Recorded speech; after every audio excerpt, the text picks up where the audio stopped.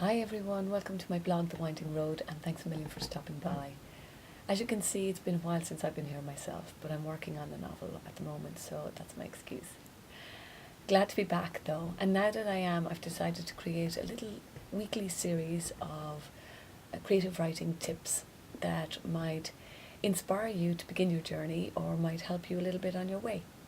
So in this first video, what I intend to do is just give you a very brief background to myself, and then look at some of the things that might hinder you on your journey or help you on your way. So I'm a primary school teacher. I have an MA in Children's Literature, and I've done some part-time lecturing in St Pat's College in Drumcondra. I also worked with the Primary Curriculum Support Programme on the area of English and Visual Arts, going around to schools, discussing novels and creative writing. Since the publication of Flick, my novel, I've gone around and done creative writing workshops in a lot of secondary schools. So from all of that, I've lots of tips to pass on. So here we go. Just to say initially that a lot of writers tend to have written stories when they were growing up or loved writing from a very early age and always knew they wanted to be a writer.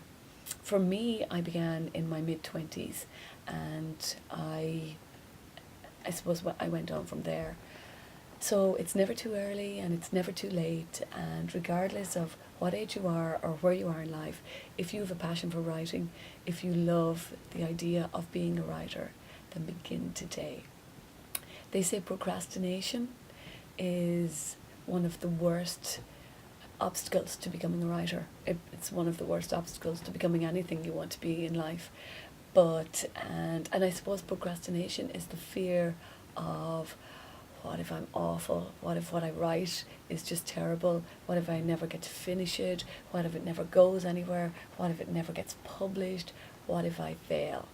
Well, you're never going to know, or you're never going to learn, or you're never going to progress upon your path unless you begin it. So don't put it off any further. A lot of people also say that they don't know where to start or don't know how to start. And I actually think that the first thing you need is belief in yourself. Everybody has fears when they begin writing or anything new. Everybody has that fear of the challenge. But if you start believing in yourself, you can do it. Anybody can. It doesn't matter who you are or where you're from.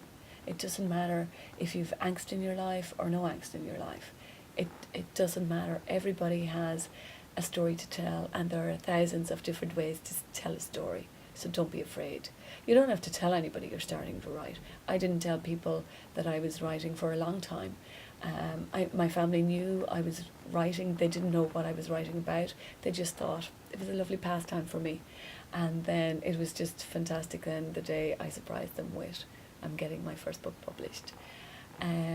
So don't procrastinate any longer and believe in yourself. You do learn. Practice does make perfect, and hard work does get you places. So don't put it off any longer. The other thing I would say, as Henry Ford says, whether you think you can or you think you can't, you're probably right. Meaning, if you believe that you can't do something, you're not going to follow it through and you're not going to get there. So believe in yourself. The other thing I would say is persist. A lot of people tend to begin things, including myself, and for a lot of time I would give up and I would believe that it wasn't going to pass or it wasn't going to happen. So you have to persist. You have to put in the hard slog. Try and do a little bit of writing every day.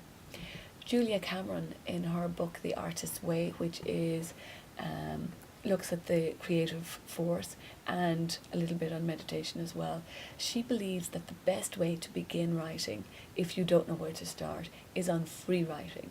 And free writing is just where you have a journal and every morning you get up and you begin writing anything and everything. So you could be starting saying, I can't believe I'm up so early writing. I don't know what I'm doing here. I haven't a clue on what to write. Or you might begin on what you're going to do for today. But she believes, and a lot of authors would believe, that this will get you in the flow of writing. And sometimes there's a thread of a tale or a shadow of a character will come along through that sort of writing. It might take a week, it might take a few weeks of getting into that sort of writing, or it might take a month or more. But what you will find is that as you begin writing, like free writing, don't stop to look at errors, don't stop to look at punctuation, don't worry about how you're spelling words. It doesn't really matter. What you're doing is just getting into the flow of writing. Another great way to start is to write things like yesterday I. And going through something like that will actually give you the flow of, even if it's just a list of things that you've done or what happened. Maybe there's somebody that you met that you might want to describe them. I find that I am better at dialogue than I am at description in that, but again that comes. So don't reread what you've written in a critical way. Reread it in a way of saying, well done, pat on the back, I've started.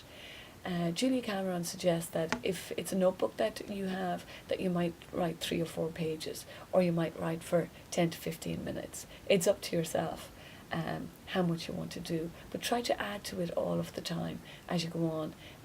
Maybe you'll write a page the first morning, maybe the second morning you'll write a second page or a page and a half.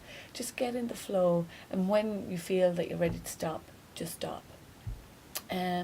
You might say, well, I'm totally busy in the mornings, it's not going to work.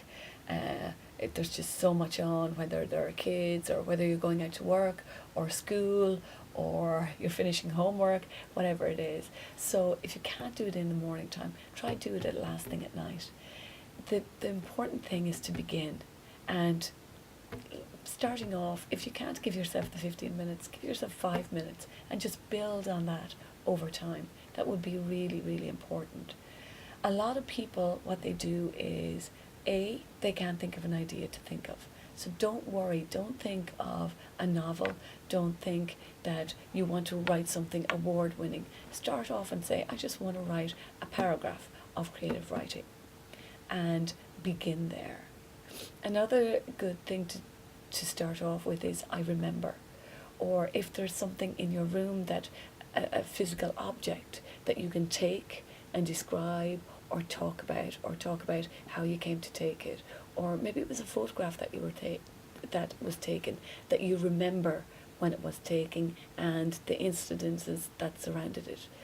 Maybe it's something to do with a Debs or a night out, or maybe it's a hobby that you're really interested in, a match that you've won, a piece of art that you've drawn or created. It can begin with anything. You don't have to start with your novel. Sometimes they take time. Another thing that's a great idea over time, if you can write it in your phone or if your little notebook, you might come across ideas in school. It might be, or wherever you are, in the workplace or at home, it might be something that somebody says that triggers something off in your mind.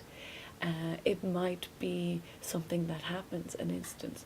If you don't have a notebook on you, wherever you are, or if you feel that you've nothing to write it down, just try to remember it in your head until you get home. Sometimes when I come across an idea, I will go and I'll open the computer or I'll get my notebook out and I'll write a line or two. Sometimes I might write a page of dialogue because something has come into my head, and then I might leave it for a while. What happens to me usually is I'm working on a novel.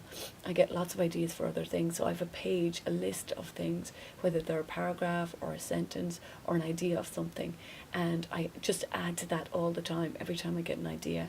And when I keep coming back to the novel I'm working on, and I finish that, and when I finish that I go back to my page of ideas and I look at those.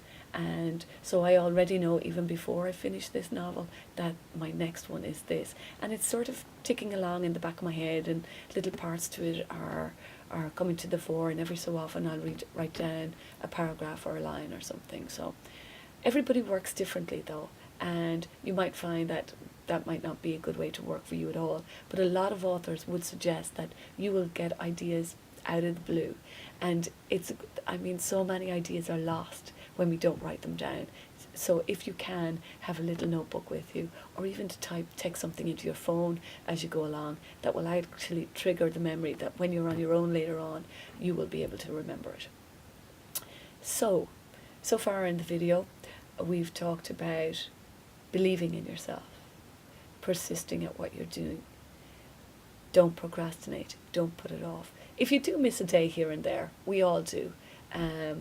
And I certainly know that, and I understand that. So don't feel that, oh, I haven't done it in a week, I'm going to give up on that. Just decide that you're going to go back to it, you're going to start again. An important thing to do when you're writing, whether it's a page or a paragraph or 3 pages or whatever it is don't go back and edit your work over and over again. This is what an awful lot of people do starting off. They write a paragraph and they look at it and they expect it to be as brilliant as a finished novel. And yeah, there are an awful lot of novels out there that have amazingly brilliant first lines and brilliant openings. And it is said that openings are so huge and so important. But don't think that all authors begin with a brilliant line. What you'll find is, as you get more in the flow of your novel and that sort of thing, that more ideas will come to you. I found with my novel that I wrote the novel 150,000 words. It ended up as a published novel as 65,000 words. My first 6 chapters were gone in a draft. If you try to keep editing the first part over and over again, you won't get anywhere.